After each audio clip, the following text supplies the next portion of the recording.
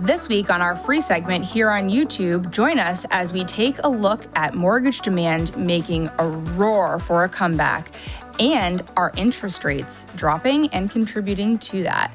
But for now, sit back, grab a cup of coffee, and join us as we take you through the numbers. Hi, Laura. Hi, Lyndsay. How are you? I'm doing great. How about you? I'm good, thank you. Did you have a good weekend? It was a great weekend. Summer coming to an end, but we're enjoying these last little bits. I know. I think this is, well, at least for us, we're going back to school. This is the last week of summer. You're kidding. Oh, that seems so early. I know, before Labor Day, but I think it's only a few days, and then they get a Friday and a Monday off, so it'll be good. Perfect. Yeah, we had our corporate retreat on Friday. It was so fun to see all the families. So fun to see all the families afterwards, and it was equally as fun to play all of these really fun minute to win it games and kind of see everybody's competitive side come out. Yes. I don't think people really knew truly how competitive I was until I was screaming in the ballroom, Perfect. Trying to win as many tickets as I could. Absolutely. Yeah, we're not good at those games, but very enthusiastic. Very enthusiastic. And it was just hysterical and so good to see everybody all in one place with our distributed workforce. Exactly. That is a nice thing. Yeah, definitely. And we have a very special studio audience today. We do. My daughter is with us. So it's, last week of summer in between homes and no summer camp. So we are one of you and making the most of it. That's what it's all about. Yeah, definitely. Well, should we jump into it? Let's jump in. And I hope this first article comes as a little bit of a relief for you who is no longer in the home buying market and talking mortgages. But I threw another of these mortgage headlines at you today. Yes. Well, they're catchy. They're kind of what everybody is looking for right now. All eyes on the Fed. September is right around the corner. Yes. So why not hammer it home one last time? We'll talk about it as long as we can. Exactly. One last time. Probably famous last words. So the first headline is mortgage demand roars back to life as rates drop to lowest levels in a year. So in summary, this article is talking about the Mortgage Bankers Association, or MBA. They have an index of mortgage applications, and they're saying that it surged last week or a couple of weeks ago. At the same time, the average rate on a 30-year fixed loan dropped to 6.55%, which marks the lowest level of interest rates since May of 2023. So obviously, that's kind of a green shoot. Welcome for some ears, I'm sure. So, but let's dive into this MBA index, the Mortgage Bankers Association. They have this index. It's considered a key measure for home purchase applications. Mm-hmm. Can you define this index for us? What is it made up of? Sure. So it isn't really helpful for me to go into the index levels, but what we're really looking at here is the rate of change. So this Mortgage Bankers Association index, it is essentially looking at more of a holistic view. It's not just how many mortgages are, in the application process, although the numbers are certainly a component. It's not just what is that rate. You mentioned the 6.55%, but it's a little bit more holistic. It looks at home prices. It looks at credit availability, right? How tight or loose are credit standards. It looks at the macroeconomy overall.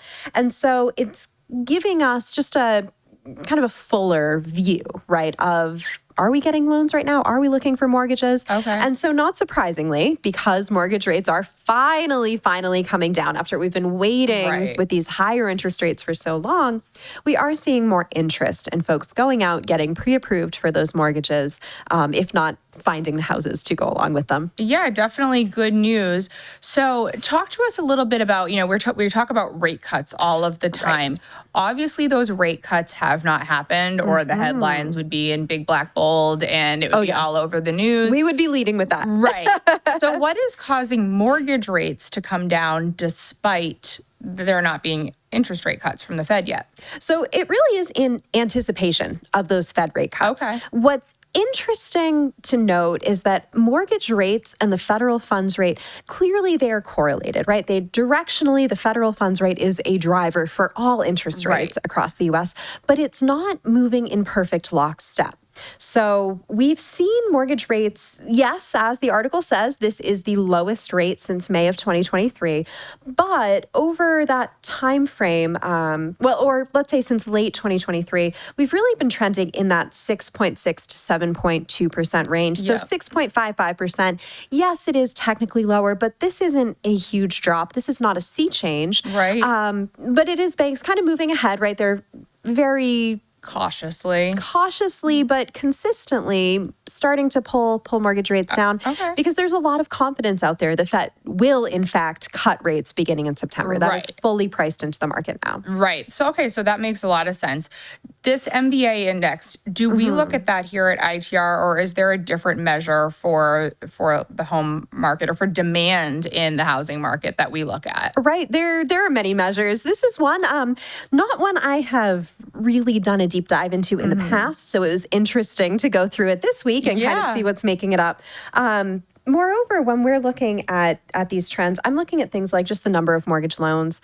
So on a 12-12 basis or an annual growth rate, that is up 1.7%. So it does seem like there's some, as you said, kind of green shoots coming back to this market. We are looking again, right, at interest, at excitement about the housing market, which has been just having trouble for quite a bit. Yeah, definitely. So this is talking about mortgage applications, and along that same line, if we're starting to see these mortgage rates drop a little bit, is it time to refinance, or is there a better time on the horizon where we would recommend people don't get overly excited about this 6.55? Yes. So I do fully expect that the Fed will begin their rate cutting cycle in September, but that likely won't be the end of these rate cuts. So our base case expectation here at ITR is for between 25 and 100 basis points of cuts over the cycle. So between the second half of this year into early 2025, potentially, that's going to help. I mean, we could see rates go a little bit lower before we reach the bottom, but I also don't want folks to wait too long. Applying for mortgage, I mean, there are a lot of steps you need to have in place, right? You know this, having gone through the process, right? You need the documents. You need all of that supporting evidence. All of those things take a while to accumulate. So if you're looking at either applying for a mortgage, refinancing, probably good to start thinking about it. I don't want anyone to wait too long because we're not getting back to those, call it 2019 pre-pandemic ultra low levels. So don't wait too long and kind of miss that low point. I do think late 2024 is probably the low point for this cycle. Okay, that's really great advice. I mean, that makes sense, but certainly, what are these contractors up against with regards to timeline for finishing these units to get them in the hands of folks that are looking to jump into the market? Exactly. It's almost becoming I feel like the stock market or like Vegas almost. It's like, may the odds be forever in your favor if you're looking to get into the housing market. Exactly. I felt that for sure. Yeah. So the article goes on to say that despite falling mortgage rates, purchase applications remained subdued. And to be completely transparent, this one confused me because we're sitting here, the headline itself says that the mortgage demand roars back. It talks about the index for applications being at this surge. But how can mortgage applications be surging, but purchase applications be subdued? What is the difference there? Exactly. So this is why we have an economic train, right? We have leading indicators that happen before other indicators. In the home buying process, as you are so well aware, you first go get pre-qualified, right, for your financing. Then you find the house you want. You need to have the steps in place to make that offer. So purchases actually are a lagging kind of indicator behind all of these steps that need to happen first. So we do see a little bit of difference here. I think right now that gap is being widened by this low inventory level, because I would love to buy a house, but hey, there are no houses available. I can get that mortgage. I can get all of my ducks in a row. But if I can't find that house to make the actual purchase of, that's going to be a constraint. So that makes sense. We do still see this gap widening. Maybe this time around, this business cycle specifically, if someone has had a really compelling leading indicator in the past with, I don't know, mortgage loans or this Bankers Association index, something like that, it might not be exactly the same correlation. It might not be the same leading indicator this time as it was last time. So I like that purchase indicator as just something a little different. Check its correlation to your business or what you're watching, but it will be increasingly important to get multiple data points. Yeah, it's certainly one of our, bits of advice when I'm working with clients and I'm teaching them, kind of this peek behind the curtain into what we do here at ITR. I'm always reiterating to have a roster of leading indicators that you look at so that you don't fall victim to a false signal, especially when we sit here week after week after week and the headlines are all saying, this indicator for a recession is busted. That indicator that we normally look at for XYZ is busted. Right. It seems to be that this business cycle is busted as compared to what it's been led by in the past. It is different this time around. It's important to know that. Now, I also don't want to fall into the trap of saying none of the same rules apply. Correct. This time is different. It's not completely different, but there are some nuances, and that's why I'm so glad we can unpack them on this show. Yeah, definitely. And just always remember, don't fall victim to a false signal with one indicator. Exactly. So to quote the article, economists predict that mortgage rates will remain elevated for most of 2024 and that they will only begin to fall once the Federal Reserve starts cutting rates. Even then, rates are unlikely to return to the lows seen during the pandemic.